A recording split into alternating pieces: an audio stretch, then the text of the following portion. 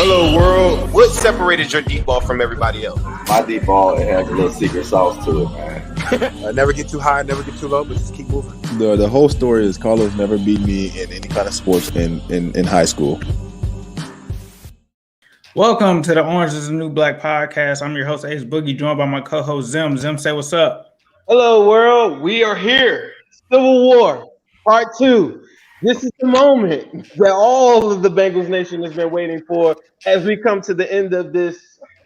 This is a great run. I don't even know how to put it. But at the end of the day, we have a lot of people that really care about who the Bengals draft. At the end of the day, there is a lot of good options on the board. But I think Bengals Nation has narrowed it down to 2 finalists. And that will be Penei Sewell and Ja'Marr Chase. I represent Team Chase.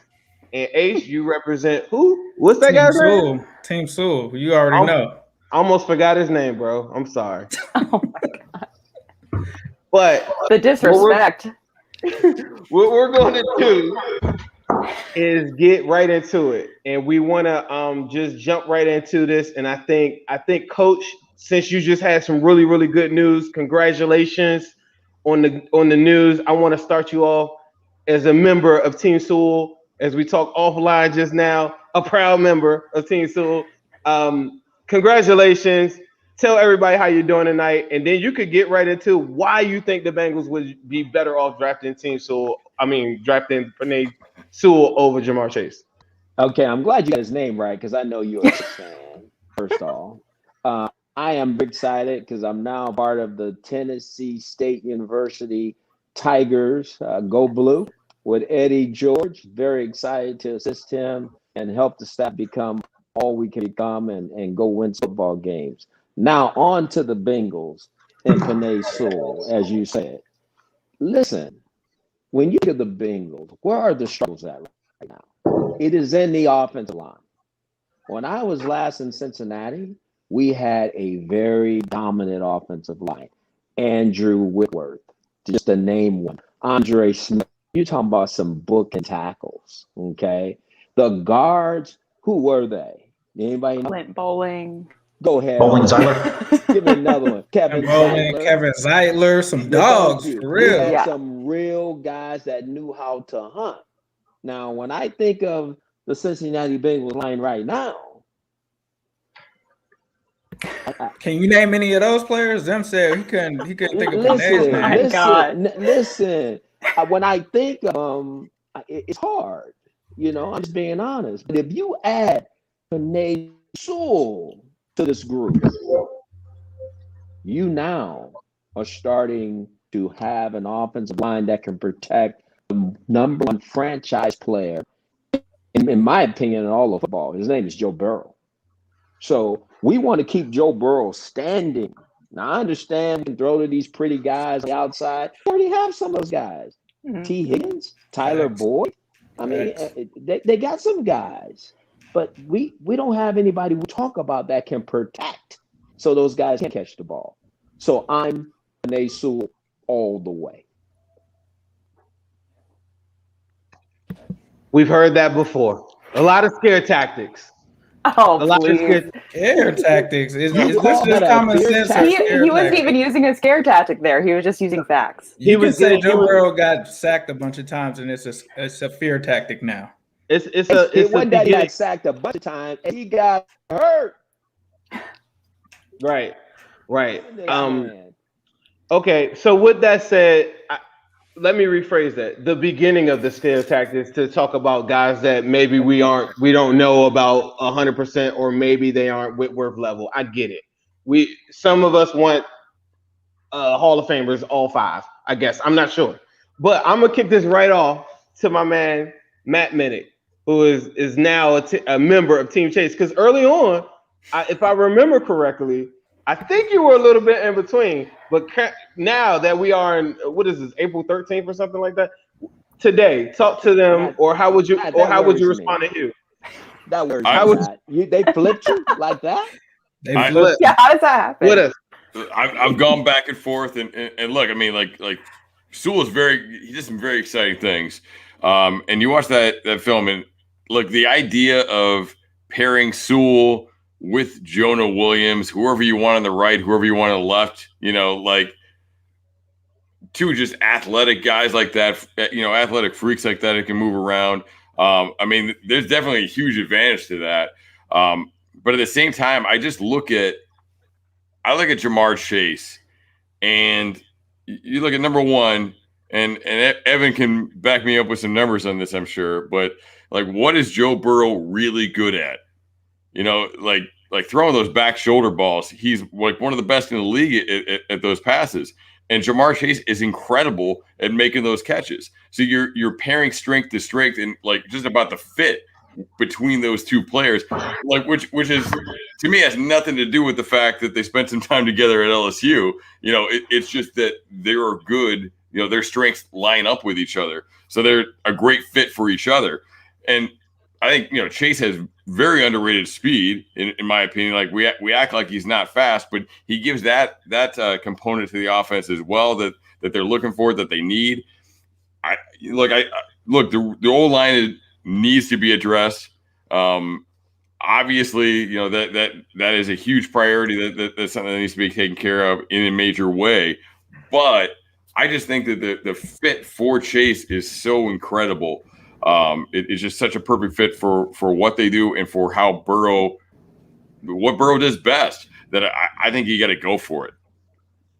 Hugh, I think the last time the line was good was when you were here, wasn't it? This has been a reoccurring issue, I think, for this line. It's just been every offseason since you were here that they've just had a bad line. I think it was the last time they had three good receivers too. But I'm gonna leave this to Elise, because I know Elise from the knocks this dead. Yeah, I'm about to say, Elise, how would you respond to Matt? Talking about the fit for Ja'Marr Chase, and talk to the people about why are you so heavy on Team Sewell? Because you had some choice words for me. I know you and I go back and forth in the DMs and Instagram. Listen, Ja'Marr Chase, he's magical. He's really fun to watch. He and Joe already have that connection. He's talked to the Bengals multiple times, so I know the Bengals have interest in him. But to me, it sounds like Matt likes a sure thing. Chase is a sure thing. Sewell is a little bit more of a risk. I'm a little bit more of a risk taker, so I'm a little bit more with Penei Sewell. But I think there's a wild card to this situation, and that wild card is Frank Pollock. Frank Pollock is completely different as an offensive line coach from Jim Turner. And I think that we're going to see a lot of positive change within the current group that already exists. Jonah Williams, begging to be coached the last 2 years, didn't get it. Multiple guys were basically playing musical chairs. And Hugh, I'm sure that you remember this, but Whitworth, Zeitler, Bowling, Bodine, Andre, they used to, like, their lockers were right next to each other. They ate together in the same exact form where they would line up on the field. That's how they did everything. That's how they would sit. That's how they would be at parties. You would see them at someone's house, and that's how they would look. And with musical chairs, I think it would be really difficult for these guys to adequately adjust, especially in games. If you're, practicing guard all week and then suddenly you get thrown into the left tackle position, it's going to be a huge adjustment. So that's something that I look at. I know the run game is going to improve under Frank Pollock. He's the biggest wild card for me. Penei Sewell, obviously, we've been talking about upgrading the Bengals offensive line for a number of years. It seems like they've had trouble replacing a guy like Andrew Whitworth and a guy like Kevin Zeitler.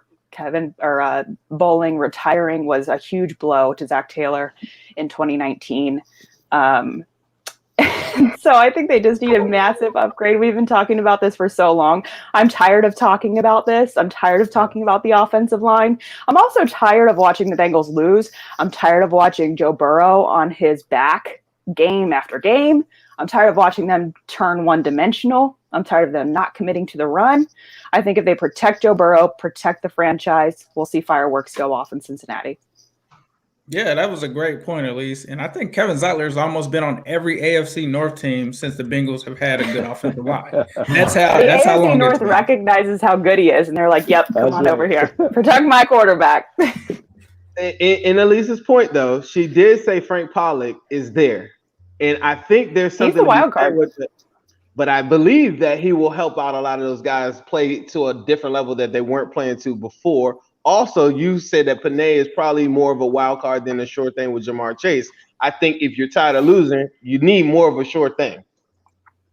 I mean, but you also have a sure thing with a connection between Joe Burrow and Tyler Boyd, and you also see how good T. Higgins is.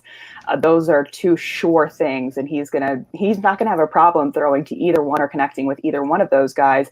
And I would like to see him, have a clean pocket every once in a while. That would be nice. Man, I'm mad Evan just fell off because I was going to ask him who's more of a sure thing in this draft at offensive line other than Panay Sewell. I don't think that there's anybody. I think if I'm not mistaken, he's PFF's #1 rated lineman in the history. And I think also, if I'm not mistaken, I think he's also okay. Wait for Evan. Hold Waiting. on. While Evan's loading up. So if you guys are living under a rock and you just don't know what's going on, Evan is a big part of what Pro Football Focus does. So now the AC got him where he's lining it up, and he's trying to talk about what's a sure thing. And I'm not sure if Evan is there because he looks frozen on the screen. But Evan, can you hear me? Can you hear me? So I said I heard people saying that Panay Sewell isn't a sure thing, but I'm pretty sure PFF considers him a sure thing because he was one of the greatest linemen that you guys have ever graded in the history of PFF. And if I'm not mistaken, you also have him rated higher than Jamar Chase. So technically, he's the best player available, is he not? Is Evan there? All right, we'll come back to Evan. I swear his eyes just moved. Just to clarify, I said he's a riskier pick. But he's not a sure thing. He's a little bit more of another wild card in this situation too now that just kind of happened today. We all do recognize that the Brownies just signed another pass, right? Yep, and another one. The guy on the other side of Mount yeah, that's dangerous. They better be able to protect, or else it could be detrimental to everything they're trying to do. So again, Chase about them guys. I don't care how fast he is. You can put the most innovative. You can put no DBs there and say drop back and throw. They might be tracking him down as soon as he put his foot in the ground. Coach, I was waiting for that moment right there. Before I let you say something, Andre, the most creative, innovative offensive mind that I know personally, is Mr. Hugh Jackson, right? Yeah. If I have Jamar Chase, I have Tyler Boyd, I have T. Higgins, and I have you spread out in different type of formations that you like to run, I'm going to dictate a lot of different coverages. I'm going to dictate a lot of different things that I'm not trying to go mano-a-mano with Clowney or anything like that. I'm going to take them out of their comfort zone. I'm going to run a lot of different things that they're not going to be able to keep up with that. If I'm spreading you out, I'm going to make you hesitate on a lot of different things that you want to do, Mr. Clowney or Mr. Garrett. I love your point, but I had all of that with Andrew Whitworth and Andre Smith, Kevin Zeitler, Cliff Bowley.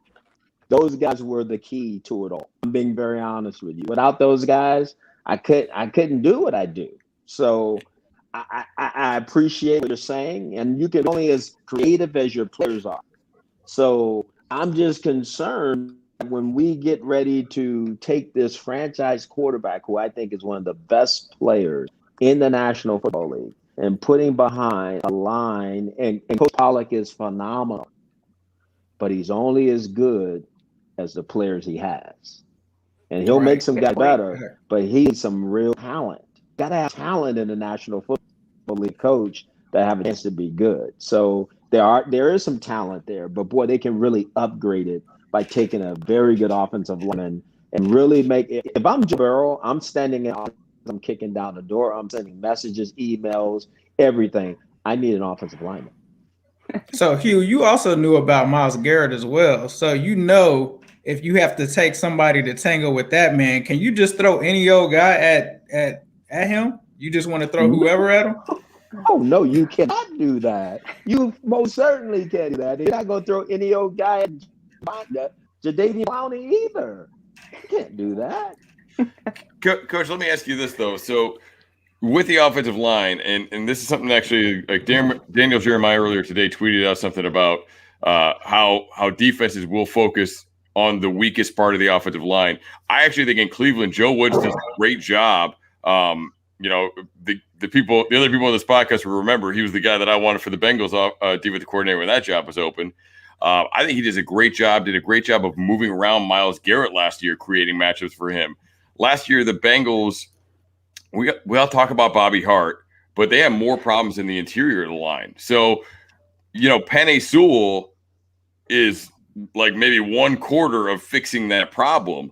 So how much of an impact does one guy really have versus, hey, we go chase, and then 2 and 3 we're gonna get some good line talent. We're gonna get a tackle in the second. We're gonna develop Hakeem Adeniji, Fred Johnson, those guys. How much of an impact does one guy make in that situation? I think if it's the right guy, it makes a lot of impact because you want a guy that can shut down Myles Garrett and Jadeveon Clowney. That regardless of what side you play on, you got to have bookend tackles that can handle that rush. The inside part, I totally agree with you. That's a mess too. I mean, that's the closest way to the quarterback. It's a mess. So I don't disagree with you, but you got to start stacking because you got this premium draft capital, right? So you got to take this capital and you got to get the right one. And you have to make sure that Joe Burrow is standing because he's shown, regardless of who's playing receiver, he's going to hit hands. He's going to give guys a chance to make catch on the ball. So I'm going to do everything I can to fix this offensive line. When Bengals have been really good, they had a really good offensive line. And to me, just look at the history of the organization. It normally been great defensive backs and offensive line. Okay. And obviously receivers. That it kind of worked off that particular flow. But right now, they've kind of gotten away from that. I think they're starting to get the defensive backs back to where they used to be. But they got to fix this offensive line. They got to fix it fast. And just a disclaimer, Team Sewell is not against just saying draft Penei Sewell and we're done with the line. We're definitely, I know me personally, I'm still looking for more. I'm still looking for way more. I might need another guard. Even if they play Sewell like guard, I still need another guard in my opinion. Talk to Mace. Go ahead, Zem. You on mute, bro. Okay, hold on. There you go. Yeah, you had me muted. You was trying to mute me. Sabotage me. All right, listen. One thing that I want to make very, very clear, and I don't know, I can't speak for all the other members for Team Chase, is that I want to be able to draft multiple offensive linemen because of all of the different holes in these different spots. So that's the reason why I think it's just a big issue where everyone's talking about they got to fix the line. Yeah, we want to fix the line, but we want to go and get the elite talent and don't pass up on the possible AJ Green right there in your face. AJ Green level talent that you all said was a great fit, right? So you do that, but you come back because of the draft pool is so heavy with interior linemen, as you just pointed out, is very heavy with those with the interior linemen. So we're trying to come back in rounds 2 and probably 3 or 4, but 2 linemen come back right after that. Because one of the things that I think Matt was kind of posing the question to you is that just because you have Penei Sewell, that doesn't fix all of these holes, because you just made a point, Coach, that there are several holes, and one guy can't fix all of that. Is the one thing that I think most people that I know that want us to draft Ja'Marr Chase kind of believe. But we do agree that Ja'Marr Chase doesn't fix that hole. The thing is, he doesn't fix that hole. Right? Hugh, do you think Ja'Marr Chase is AJ Green? No. Okay. I just was checking. Let's get Andre Perrotta. I'm sorry, you've been very, very patient. Please allow yourself to state your case for Team Chase. Great. Well, first of all, it's an honor to be here, especially with Coach Jackson. Coach Jackson, congrats on the position, joining Eddie George's staff. It's an honor to be here with Elise as well. I followed you, and of course, Ace and Sim. Thanks for having me back on again. I've been on Matt's podcast. I know Evan, of course. So thanks for having me on. One thing I think we want to discuss that's missing is obviously we're talking about what the Bengals need. In the first round, and when you approach any draft, Coach, you would know this. You sat on in draft rooms. When you're picking at 5, you want to get you're not drafting for need. You want to get the best player available. Obviously, at a position of need, you're not going to draft a quarterback if he's the best position. Of course, they have that. But you want to draft the best position available, the best talent, a blue chip talent. You heard comments from Duke Tobin saying he's probably not going to trade down because he doesn't want to lose out on that blue chip prospect. And so to me, the analysis is, if we're just assuming no trade down and we take Kyle Pitts out of the equation, which I do like Kyle Pitts, I think he's going to be a phenomenal NFL player. I think he's one of the safest prospects to come out in a long time, even including the positional value of tight end or lack of value. But if we just analyze these two prospects, you look at factors that would tend to say that this person has the possibility to really succeed at the next level. And for both players, I want to be honest, both players check a lot of boxes. I mean, you can't go wrong with either Ja'Marr Chase or Penei Sewell. Any pick would be a good pick. The question to me is, what is the best pick? What is the best course of action to take that aligns with getting a blue chip talent at 5, but also aligns with the value in the rest of the draft class? And fortunately for the Bengals, the way they've attacked or approached free agency, I think they should have done more in the offensive line in the offseason in free agency. I was on the make Joe Thuney the highest paid guard in the NFL. I tweeted out his proposed contract. I think he would have given serious consideration to the contract proposal I tweeted out, which was much more substantial, I think, than what the Bengals ended up offering, although we don't know the exact terms. So I'm a proponent of fixing the offensive line. The offensive line is incredibly important, but it's a unit, right? The issue is one player, like, no matter how talented Penei Sewell is, and he's immensely talented, and he wouldn't be a bad pick, but would picking Penei Sewell solve all the offensive line problems? The answer to me is no. And even then, if you come back to Ace's point and other points made by members of Team Sewell, that we can double dip in the offensive line. Well, of course, that's fine. And the reality is, where the value of this draft class hits, the value is likely going to hit at pick 38 again. So now you've double dipped the offensive line. You've solved that problem now. Let's assume, for the sake of argument, you get a player like an Alex Leatherwood from Alabama, who's projected to go late first round, maybe early second. You've now, to me, fixed the offensive line. You've added Penei Sewell, you've added Alex Leatherwood. You get all that. That's fine. But to me, you're missing out on adding a potential elite receiving option in the NFL, a player who directly affects the passing game on every down. And the way the NFL is moving, and TJ, I'm glad TJ jumped on, he knows this. The way the NFL is moving, it's a passing league. Yeah. Let me finish my point here. It's a passing league, right? So I want the player, the elite prospect that directly affects the passing game. And that is a player like Ja'Marr Chase. Coach Jackson, you mentioned with all the prominent Bengals O-lines, and that's certainly true. I mean, you had Big Whit, who was a second-round pick, by the way, Andre Smith. And I want to bring everybody's attention, because people may not realize this. Prior to the 2011 draft, Andre Smith was on the bust path. 2009 and 2010 were rough seasons for Andre. And 2011, need I remind everybody, Carson Palmer retired. He threatened retirement. He quit, okay? He walked out on the Bengals. The Bengals at that point, going into the 2011 draft, did not have the most important player at the most important position. They did not have a quarterback. So if you remember that 2011 draft, what could the Bengals have done? If they're approaching it just on what I hear from the team Sewell is, we need to protect Joe Burrow. We don't want his knee shredded, as if anybody wants Joe Burrow's knees to be shredded. And again, I can go back to the value of where the class of this draft class, there's going to be value at pick 38. Since Andre Smith's draft class of 09, I'll go back to the point I was making about the 2011 draft and AJ Green.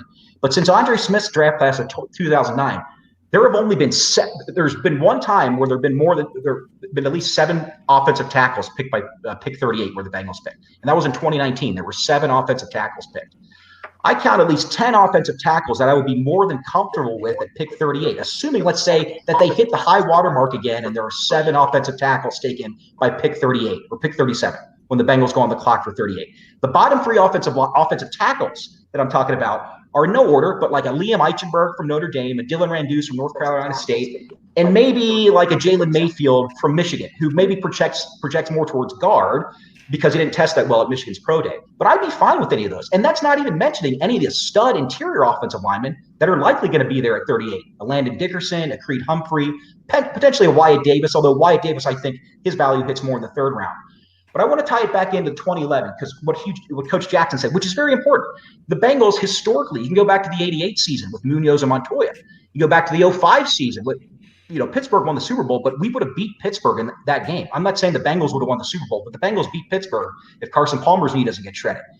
Those teams had great offensive lines. They also had great receiving weapons. So to me, the issue is both are important. Both are high value, incredibly valuable positions. There is some research at PFF at its nascent stages, although the early data is showing, though, when it's a one-on-one issue, when it's one elite game-breaking receiver, back in Chad Johnson, back in his day when he was playing with TJ, or a Jamar Chase potentially, that value is higher than one elite offensive lineman. Because, again, the offensive line works in a unit.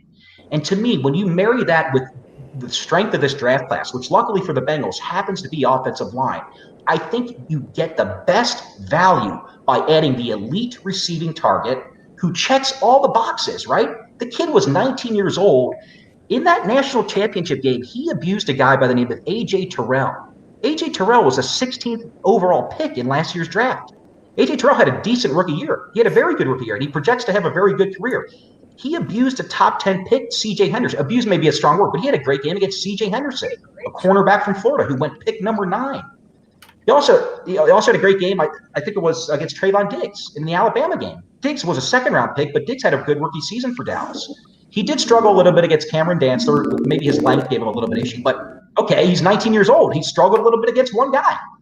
But Jamar Chase checks every box. There is nothing that Jamar Chase is not good at from a physical standpoint, from a production standpoint, in the best, and essentially the AAA of the NFL. Let's just be honest. This SEC is the AAA of the NFL.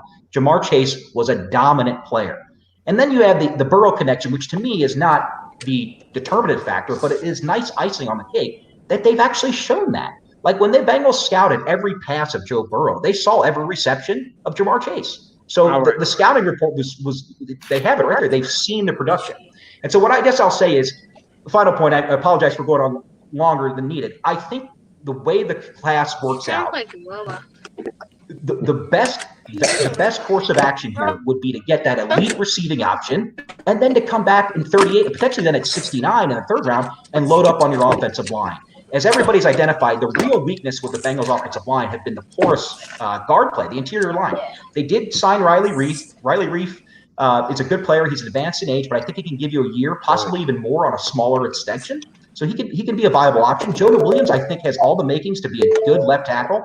And by the way, Myles Garrett, went around Jonah Williams for a monster sack last year. Was in the home game against Cincinnati. He caused a fumble on the play. Actually, Jonah Williams went back and tried to recover the fumble and then fumbled again. But the point is, even a good young left tackle like Jonah Williams is going to struggle against Myles Garrett. Everybody will struggle against Myles Garrett. I think when you have the ability to add a game-breaking receiver, the way the NFL is moving. Granted, everybody's talked about how physical Jamar Chase is, right? He's at the catch point. Let me cut you off right there, Andre. You brought up a really good point about a game-breaking wide receiver. Great, right? And that's what I want everybody to understand, the impact of that. I think no one that I could think of probably would know about game-breaking wide receivers more than TJ Houshmandzadeh. TJ, are you there? I know you were walking back. Yeah, I got you. Yeah. There he is. I wanted to make sure too, and Andre, I thank you for all those great points. I wanted to make sure that you were not driving and trying to come to the Civil War Part 2 at the same time. So that's very important. Yeah, I was driving. My daughter just decided she wants to play softball a couple months ago, so this is her second practice. Yeah, but how you doing this afternoon? I'm chilling, man. I'm good. How y'all? Good. Come on, man. Doing great now. Hey, Hugh. By the way, congrats, my man. Now, thanks, you gotta go show them up. You know what you're doing, baby. Absolutely. I get what Andre is saying, and I'm a receiver, so I want to draft a receiver, but I'm a football guy. I understand the game of football, and so he brought up how me, Chad, and Chris Henry, we were successful. But what you need to bring up is none of us were drafted in the first round. Chad was drafted in the second round. I basically was a free agent. And Chris Henry was a 3rd-round pick. And so I'll give you 4 guys that the Bengals could draft in the 2nd round that they can just flat. Give me those names in a second. TJ, if I can respond to that. They're gonna be all slot receivers. Give me them names. TJ, give me those names in 1 second. Let me respond to your point about not being 1st-round picks. If you had a redraft of the 2001 draft, no. Let him continue this. But a redraft does. I mean, hey, if we could redraft shit, I'd have a lot more money in the bank too. Right. You're not a 7th-round pick. You're not a 7th-round pick. Actually, one of the reasons I love Jamar Chase because he plays the game like you used to play, TJ. He plays like a defensive player. Jamar, I don't know who he trained with. I was supposed to train him for the combine, but I wasn't going to Texas, and he didn't want to come to California. But he needs to clean up. He plays very high at the line of scrimmage. Guys get hands on him, and he just overpowers them. He's not going to do that in the league. He has to clean that up. Like, he's talented, but he has flaws that he needs to clean up. Now, I'm going to give you 4 guys that I like that the Bengals get in the 2nd round. These guys can play. And with John Ross gone, they need speed. They need guys that can stretch the field. Tutu Atwell can do that. He's going to beat anybody one-on-one.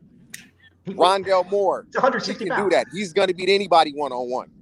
Elijah Moore and Terrence Marshall Jr. Those 4 guys will be there. One of those 4 will be there. Terrence Marshall not going to be there. Terrence Marshall not going to be there. Those other guys are projected. And the other guys are 5'9". Those other guys are also, while y'all talking, when has the first receiver outperformed all the other receivers? Who on this podcast had Justin Jefferson outperforming everybody last year? But Justin Jefferson should show you that Jamar Chase is the safest pick because Chase was a better prospect than Justin Jefferson. On the same team with Jefferson. He's a great player. So was CeeDee Lamb. So was any receiver that went before Justin Jefferson in that draft. And you can always get good receivers in the 2nd, 3rd, 4th round. We just did it with T. Higgins. You talk about redrafts. They just did a redraft where T. Higgins was picked 9th. Guys, and we got him in the 2nd round. Let me tie in the point of the 2011 draft that I was trying to make with Coach Jackson was Andre Smith, right? The Bengals didn't have a quarterback in 2011 because Carson left the team. And so you could have made the argument, reach for a quarterback. It's the most important position. You need that. The Bengals stuck to their board and picked A.J. Green. You know who else was on the board when the Bengals picked? And because of Andre Smith's struggles his first 2 years when he looked like a bust, and then Andre went up and had developed into a nice right tackle. But Tyron Smith, who was also the last 20-year-old offensive tackle, same conference as Penei Sewell. Tyron Smith, who was an all-pro left tackle for the Dallas Cowboys, was on the board. He went 5 picks later to pick 9. But who did the Bengals make the wrong pick by selecting A.J. Green over the sure tackle? Nobody would say they did. And A.J. Green was the right pick to make. I think you can make the same analysis and have the same analysis in 2011, literally 10 years later, where you and then also you marry up the value of this draft. You get the game breaker like A.J. was. Honestly, Jamar Chase has a higher floor than A.J. A.J. came in the league when he was 23. He turned 23 the week before training camp. Jamar Chase just turned 21. TJ, you make a great point. No prospect is flawless, right? TJ, you made a great point about, he struggles a little bit off the line, but he also dominated off the line. He was 19 years old. He can get physically stronger. He's strong as an ox. He plays the game, TJ, the way you play. He plays like the way Steve Smith used to play. He plays the game like a defensive player. And you add that to the Tyler Boyd and T. Higgins, now you've just increased the level of your offense to a level that can compete with Kansas City. All right, Andre. We let you go, bro. We get pick starting in 69. Well, I want to go too. We got to let Joe talk. Hold on. All right, go ahead, TJ. Who were the Bengals receivers in 2011? I'm not 100% certain. I know before they drafted AJ. Who did they have on the team? Before they drafted guys AJ, they had Andre Caldwell, Jerome Simpson. Remember they drafted Ryan Whalen that year as well. And that's why you draft AJ Green right there, just because of those names you said. That's why you draft AJ. But AJ was the highest rated player on their board. It's not like they didn't draft AJ for need. They drafted AJ. Caldwell. When you have Andre Caldwell, Jerome Simpson, and whoever else, you don't have you have anyone. You don't have. They didn't have a quarterback right now. They didn't have a quarterback. They didn't have a right tackle. Caldwell. AJ Green left 110 targets off this previous team that just left, right? I mean, AJ Green just left the roster, 110 targets. You want to replace them, and the guys that you just brought up. You brought up 4 guys. One guy nobody on this panel thinks is still going to be there, and Terrence Marshall. So now you're down to 3 people. One of them was Elijah Moore, who is a complete dog, but he's a slot. No, see, that's a problem. That's a problem with the NFL, and Hugh will tell you this. Okay. You get a small guy, and because he's small, you put him in a slot. Right. Why? You put his ass on the outside, nobody's touching him. Facts. But he didn't play that much. But do you think that this staff is going to see it that way? This staff not going to see it that way? He never aligned that way in This Purdue is a anyway. copycat league. Rondale Moore, Tutu Atwell, and Elijah Moore. You know why they're rated high? It's because of Tyreek Hill. Everybody want that guy you put on the outside and you can't run with. They too quick. They're too fast. It's a copycat league. Like, you can get those guys in the second round. The games are won and lost up front, man. Look, nobody's saying to ignore the Can't hear offensive you, line. TJ. We're looking at where the value of this draft hits, and the value hits clearly in the second round. Because if you do take Penei Sewell, then the likelihood of the best player available at 38 is probably going to be another offensive lineman. Great, we fixed the offensive line. You know who's had the best offensive line prior to all their injuries recently? The Dallas Cowboys. You know what they realized when they had Dak, when Dak was balling out? We need a weapon. You know what they did? They traded for Amari Cooper, and then they gave him a $100 million contract. And also, I want to mention this. A lot of people took the approach of the Buffalo Bills with their offensive line. What did the Buffalo Bills do? The Buffalo Bills fixed their offensive line. They fixed it with a bunch of no-name guys. Their right tackle is Darrell Williams, who was a fifth-round pick. Their left tackle is Deion Dawkins, who forced Cordy Glenn. And they have a quarterback that can run. They have a quarterback that can run. You got a quarterback. Hugh, what you think? You the coach up here, baby. Right. I've already knocked it out of the park. Okay, so Hugh already went. This is one person, TJ, you came in a little bit short. Evan McPhillips from Pro Football Focus was trying to get his stuff together. I think I got him ready, and I think I got him locked and loaded, because this is what I've been wanting to give you the whole entire time, and I want to give you the real numbers, because you're throwing out some fantasy stuff to me, TJ. I'm gonna be honest. Like some of them things, I love Elijah Moore, but the Bengals not drafting Elijah Moore. I know that. Evan McPhillips, please talk to these people, please. All right, so I should have all my issues here worked out. So I'll try and run through this as quickly as I can, and then hopefully we can hit on a couple points and hopefully hit everything that Zim wants us to hit. First thing I wanted to say is that Dalton and Carson both had pretty good lines and got hurt in those same years. That's, there's not a direct correlation that a good O-line is going to stop you from getting hurt. There's freak accidents. We know that happens. You do have a couple guys in Boyd and Higgins that are really, really good receivers, but that's two. And that's a slot receiver and it's an outside receiver. And Boyd definitely has had success in the outside when he has been there. But they do still need a third receiver. They're going 4 wide, 3 wide, 5 wide as much as anybody in the league. They need to have this depth. And as much as I love Auden Tate, he is a talented receiver, especially considering his draft profile and his athleticism that he succeeds in spite of. He is good. But I don't know if I want to rely on him as an outside receiver. So with that being said, I want to go ahead and get into a little bit about Chase, and then we can look at our O-line and wide receiver kind of value and talk about that. So people first say there's a Jamar Chase every year. There isn't. There are good wide receivers every year. But this guy's physique, production, and athleticism are unique. His 40-yard dash is in the 98th percentile. His 41-inch vertical is 96. His 13-foot broad jump is 96. And his 3.98-second short shuttle is 97. This guy is explosive. And we see it on tape. He's gotten even better as an athlete, because anyone who watches that year and then sees him as his athletic numbers goes, wow, this guy got more athletic than what I saw as a 19-year-old on tape. So if he's gotten better as that athlete, you can project that he's probably going to be able to separate more, which we'll get to as one of his issues. A lot of people like to say, oh, he's barely 6 foot. Well, there's other wide receivers who succeed at that height. Stefon Diggs, OBJ, Amari Cooper, DJ Moore, DeAndre Hopkins. You don't have to be Mike Evans to win on the outside. You don't have to be 6'5". DeAndre Hopkins is 6'2". DeAndre Hopkins is 6'2". They've got him listed. I hear that. All right, he plays great. Evan, you're killing me with these analytics. But hey, Evan. But who did? I could have sworn. Oh, man. I could have sworn. What does PFF think about Penei Sewell though? Because I heard some good things about Penei Sewell. There are analysts like Mike Renner is one. I believe Austin Gale is on the same train. Where Evan, don't let him take you off your game. Don't go down that Penei Sewell road. He's trying to rated. I'm not here to say good things about Penei Sewell. I'm here to say good things about Jamar Chase. I'll let you guys. Don't let him try to pivot you off that. He's rated number 2 though, right? Penei Sewell's rated number 2. I thought I heard that he's one of the best linemen that PFF has ever scouted in their history.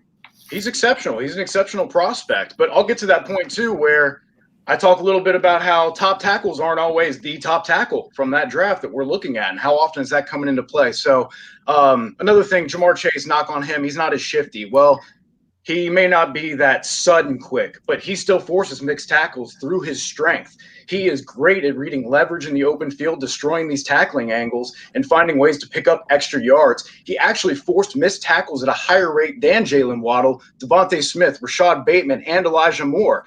His rate of missed tackles of 0.252 per attempt ranks in the 93rd percentile among all Power 5 receivers since 2014. So this guy can create space even if he's not sudden. He can find ways to make tacklers miss, and that makes him very much a threat. Also, obviously, he's a great contested catch receiver. We know he has the body control. He has that little DeAndre Hopkins sudden push off, little tiny arm off that you need, the little savvy stuff, the variation of his speed and his routes that helps him to get that separation even when he's not quite as sudden as other guys like Jalen Waddle.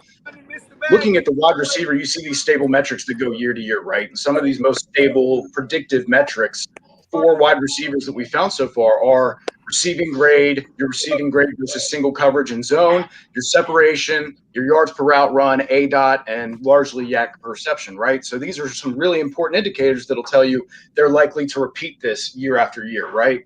And he's excellent at some of the most stable metrics, including a healthy 3.5 yards per route run. So every time he's running a route, he's generating almost 3.5 yards for you. That's extremely valuable. He has a 92.4 PFF grade when facing man coverage. He's got 24 deep catches, which is the most we've seen in a single season, and it still ranks first among receivers over the last 2 seasons when he opted out.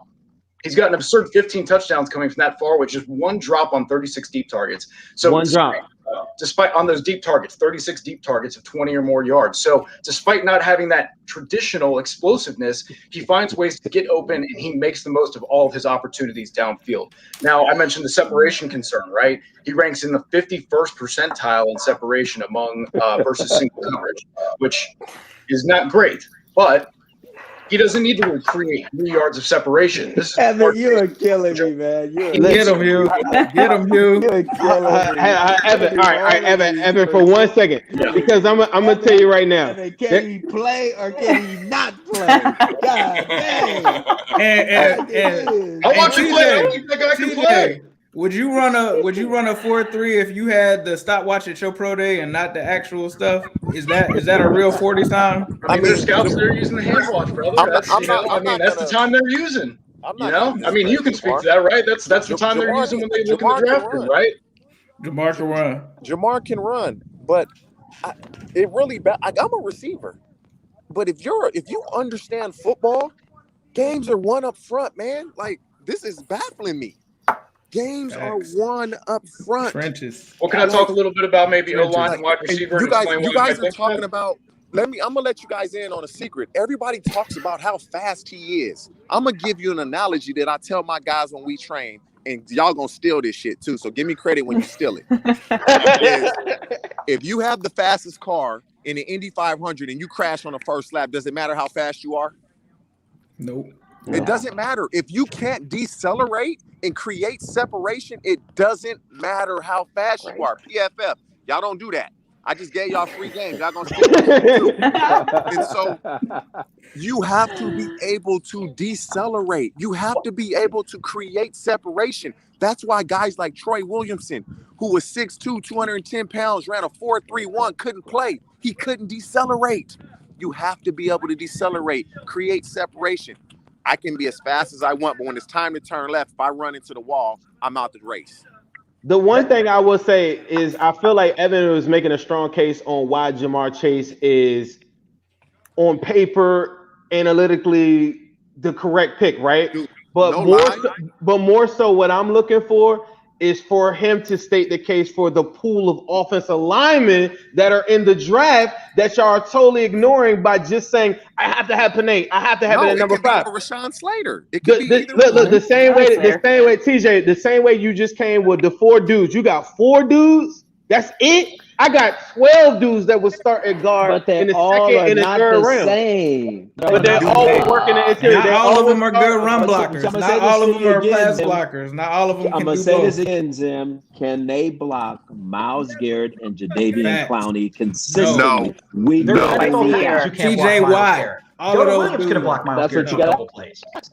Jonah Williams could not block. He struggled with Myles Garrett. Myles Garrett ate him for lunch that first That's game. what it Myles comes Garrett down abuses 2 to. tackles. You have to look within your division that you're in and figure out what you need to win. Facts. I understand value. I understand all of that. But if I can't block Myles Garrett and Jadeveon Clowney, I'm not going to win. They're the 2 best rushers 20-year-old in the division. So 20-year-old Panay Sewell is just going to come in and just start blocking Cam Hayward on the on the interior of the line. That he has athleticism, the strength, and the anchor. The size You're absolutely that right. other guys don't have. He's an That's elite what Joe prospect, Thomas no did. doubt. What I think is we have to look at what the Bengals have done and haven't done so far, right? Bobby Hart, their turnstile right tackle, is now backing up in Buffalo. Riley Reef is a significant upgrade. Yes, he's advanced in age, but he's your starting right tackle. If they draft Penei Sewell, Riley could potentially kick inside. But it's not like. But as Evan, how bad was Bobby Hart last year? Booted out of the place because he was never. His best year was worse than Reef's worst year. So Bobby Hart had a career year, which was still really unacceptable. It's not passable. You need to replace that. Michael Jordan, who I still think can carve a nice little career for himself. I'm not giving up on Mike Jordan, but I don't think you should go into the season as a starting left guard. In fact, he's probably not. You resign. You're not, Andre. You're not going to sell none of these people on the existing linemen. The point I'm trying to make is the Bengals, to a lesser degree, have adopted the Buffalo Bills approach to the fixing the offensive line, which is we're going to add some. The Bengals haven't done it to the extent Buffalo did, but we're going to add some serviceable players, more than serviceable, guys who have shown that they've done well. Bring them in, have them compete, have a good offensive line. And then what did Buffalo do? Buffalo traded for Stephon Diggs because they needed playmakers. All the Bengals nation is disappointed. They took 2 linemen a few years back that didn't pan out. Thank you. Let's just be honest. They did pan out. So everybody's energy they have for John Ross, though. That's called evaluation. So everybody's scared about boy. That's what the fear is. Might not be able to do it. Let me tell you something. It's called. You better understand what you're drafting. And that's what this is all about. You got the 5th tick of the draft. You need to go get the best freaking lineman to protect Earl. You can say it's not Penei Sewell, but I'm going to tell you one thing. Chase ain't going to protect him. I'm just telling you guys. He is not a protector. Elise, is that the way you feel? If Joe Burrow is standing, guys, he don't have a chance. And you guys keep saying, well, we're going to get another lineman. That's why linemen are picked in the first round. And other ones are picked in the second round. And other ones are picked in the third round. Because if they're that good, they'd be picked in the first round. So let's just call it like it is. This guy is up there as the best lineman in the draft for a reason.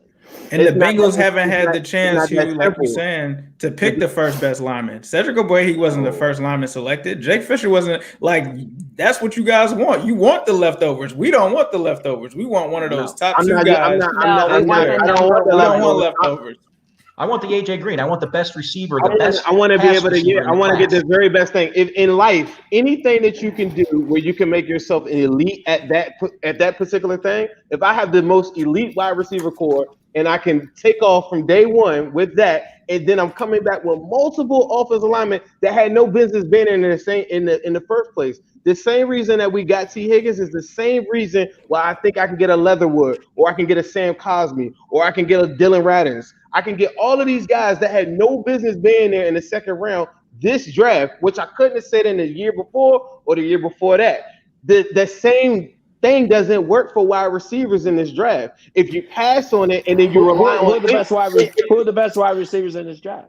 Who are they? They're all going to be in the first round, and they're going to be gone. Name them all. I'm sorry, but what makes you guys think that when they draft a wide receiver that he's going to be utilized correctly? Because AJ Green was not utilized correctly. At least if you get an offensive lineman, you've got Frank Clark helping the guys who are already on the line, and then you add another elite offensive lineman who can work with them. I'm not trying to throw a ton of shade, but dang, guys, like, how do you know he's going to be utilized correctly? You don't know that. I love AJ. AJ was just a shell of his former self last year. It wasn't his Yaki. In fact, they had a lot of deep passes to AJ. He caught 50% of it. He wasn't communicated to either. He didn't know what was going on. He was never communicated to. That may be a problem with himself. You get him the ball. Get him the ball. He wasn't targeted. How could he do anything when he wasn't even being targeted in some games? Yeah, how many games did he go when he didn't even receive a target? Like we saw the TJ on this show, and he was like, they didn't even get him involved early in the game. The funniest thing to me is y'all talking about Penei Sewell like he was in some offense that didn't just – they only threw 400 times the last time y'all saw him. And y'all don't even have that many reps on him, but y'all automatically just assume he won the Outland Trophy, right? At 20 years old? On an RPO offense that's quick screening people to death. Like, it's not what y'all – people don't even believe that Jamar Chase was the best receiver coming out. He was the best. Yeah, he was the best receiver on the team with Justin Jefferson, and Justin Jefferson could have been rookie of the year. Yeah, I don't disagree with that. That's why he sat out the year. I'm with you. But is he the best receiver in this class? They act like Devontae Smith isn't there. He don't exist. Jalen Waddle don't exist. The best either, offensive lineman in this draft. You might hear Slater. You might hear That's Penei. it. Penei and Slater. So this is gonna sound crazy because I'm on Team Chase here, but like, and Coach, you said this a few times. I knew you was gonna do this. It's finding the right guy. I think Devontae Smith's the best receiver in this draft. I think so too. I just don't think he's the right guy for the Bengals. I just don't think he's the right guy for the Bengals. Thank you. I think Chase just because he's 170 pounds, he's not the best. Okay. It goes back to TJ said. If they don't have anybody that can catch the field with that kind of speed, it's a whole different ball game. It's a different ball game. Mm-hmm. That guy is different. He's different. I mean, that's what I look at. I mean, I think we're kind of getting against the fact that both of these guys are incredible, and I think to again coming to from the other angle and speaking of what Chase said about. Or excuse me, I'm looking at your nickname on there, Zim. What Zim said about having an elite unit of receivers by adding him. I think you put Penei and Jonah together, you might have the two best young tackles in the league. Like, they're both freak athletes too. Clowney and Myles Garrett. We've talked a lot about. We talked a lot about, and by the way, I'm still Team Chase. They haven't turned me, but I'm just saying, like there are two sides of this debate. That you look at. We talked a lot about Cleveland. By Zim. By Zim. This is how I felt when Willie turned on me. This is how it feels. You got TJ Watt lining up on your right side. You need a really good right tackle, and I mean that's what they should do with Penei, because they should leave Jonah alone. Like, so. You can argue that from both sides is all I'm trying to say. But hey, why are the Ravens always good? Why are the Ravens always good? They always have a good offensive line. They got three good corners too. Three great corners. All right. Offensively, they run the ball on everybody before Lamar and after Lamar because their offensive line is good. Name a receiver that they have. They drafted so many of them, Travis Taylor, all these different guys. And that's why they won't win a Super Bowl.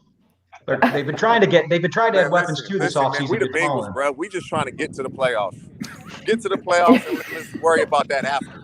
You got a player you got a quarterback like Joe Burrow. To Elise's point earlier, she mentioned Frank Pollock, and I do think again, I don't think anybody on here thinks that the Bengals did enough in the offseason to address the offensive line. Luckily, though, with the value in this draft, you're going to get some good offensive linemen at pick 38 and 69. Now, maybe you double dip and you take Sewell first, but you still leave your team with a massive hole at an incredibly important position.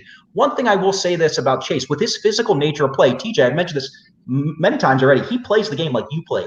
With that chip on his shoulder, he plays like a defensive player. And I like the way you throw that in there. You know, let me tell you why I'm trying to make the last point. Because that boy was really good. He was the best at what he did. But look at here. Shine those shoes. Shine those shoes with a terrible towel, TJ. That was my favorite highlight. Chase is not TJ.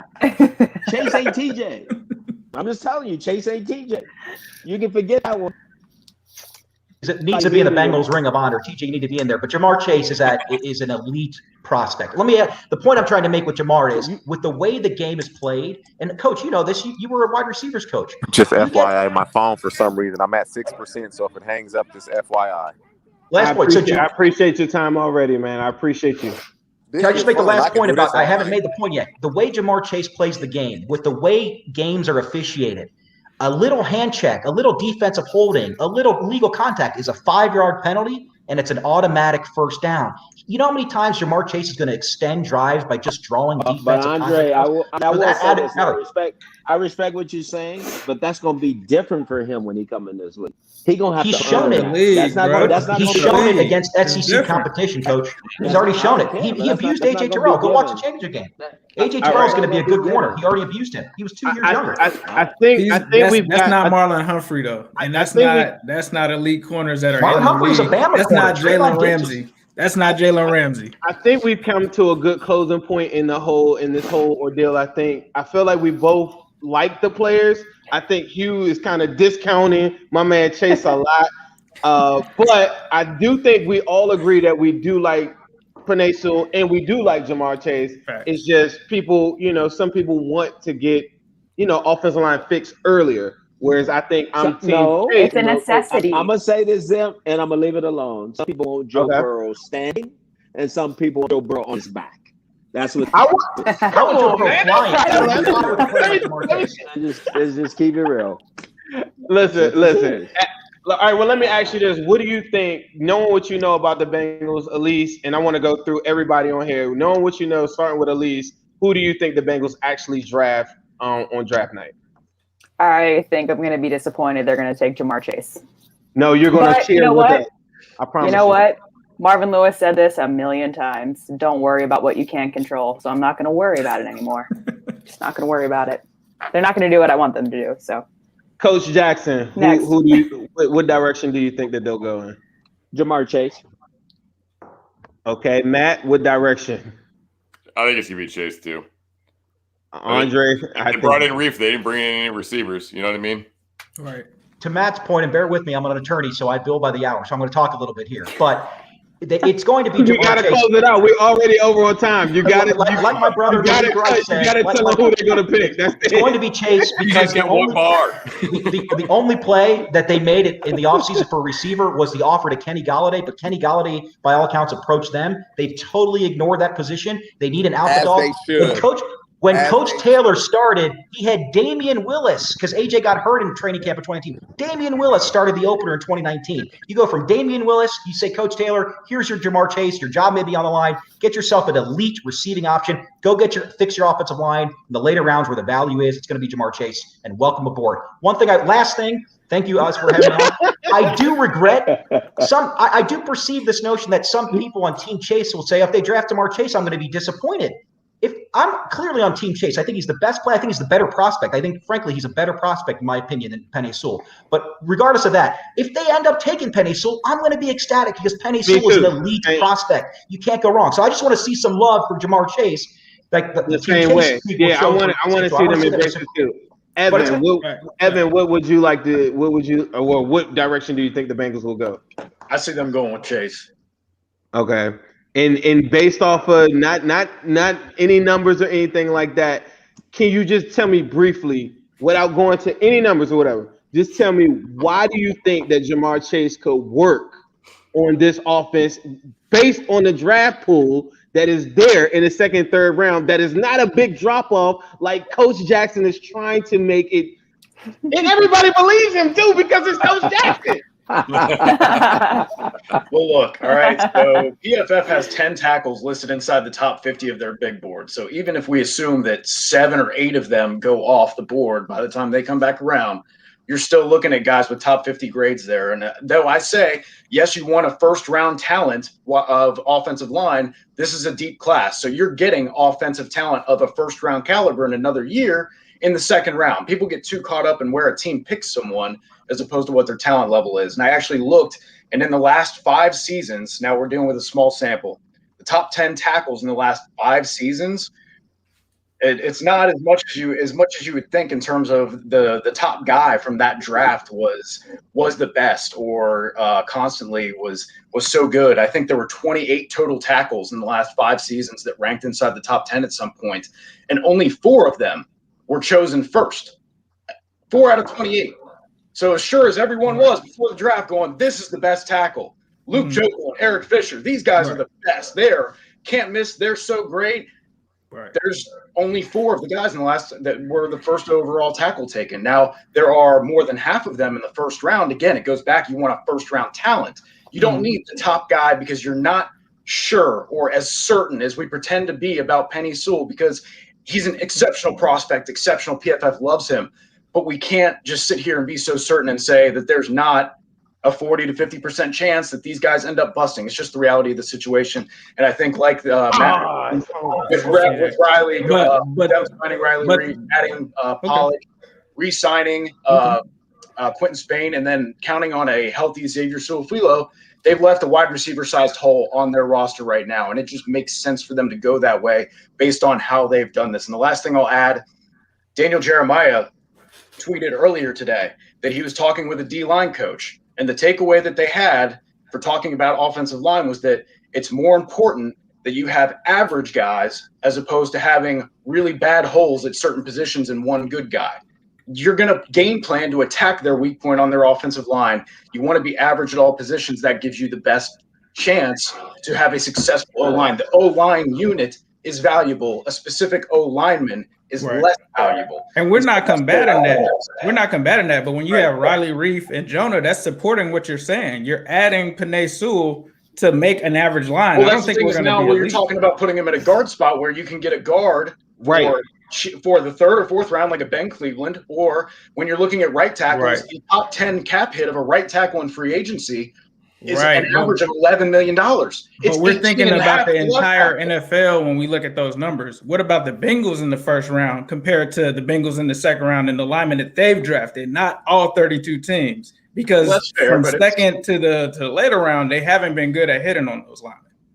You also introduce a positional learning curve if you start Sewell out at guard. You know, John Ogden did that back in '96, but there's in addition to the rookie learning curve, now you're going to add a positional learning curve for Penei Sewell at guard. You know, you want an immediate impact, no question, and that's Jamar Chase. I love Penei Sewell too, but it's just Jamar Chase. All right. It's either way it goes. Like Zim was saying, I still think, even though obviously I'm in the trenches with Penei Sewell, I do think that they will take Jamar Chase. I'm not going to sit here and say that they're not going to do that. And our good friend Malik Wright reported yesterday, and he had a special announcement yesterday. If you guys don't follow him, check him out. That's our boy. He made a special announcement that he says that the Bengals, he's 95% sure that they're selecting Jamar Chase. So if you guys hadn't heard that before, that's something that you should definitely check out. I thank everybody for coming on the roundtable tonight for Civil War Part 2. We went through a lot of different difficulties and we navigated through the storm. And here we are. We got new uniforms coming on Monday. We got Hugh Jackson with a brand new job. We got Matt Minich killing it really quick. Nobody can be long-winded because we are super, super over on time. Please tell everybody where they can find you, starting with Elise, please. You can find me on Instagram and Twitter, Elise Jessie TV. Thanks for having me on. Thank you. Thank you for your time. Appreciate your service. Really appreciate it. Good to with all of you guys. Yes. Coach Hugh Jackson, where can they find you at? Hugh Jackson, Hugh Jackson 5, Instagram. Matt Minich. Coach Minich, spelled like that, on Twitter. Pretty much everything ends up there. Appreciate it. Andre. At Andre Perrotta 13. It's been a pleasure joining everybody here. Thanks for having me on, guys. Thank you, sir. And Evan. You can find my personal account on Twitter at eMcPhill, and also follow the PFF_Bengals account for plenty of good PFF Bengals information, and make sure you catch yourself a PFF subscription. Definitely. And Zim, we have to end this with a yes. Sirski, Civil War world. What separated your deep ball from everybody else? My deep ball, it has a little secret sauce to it, man. Never get too high, never get too low, but just keep moving. The whole story is Carlos never beat me in any kind of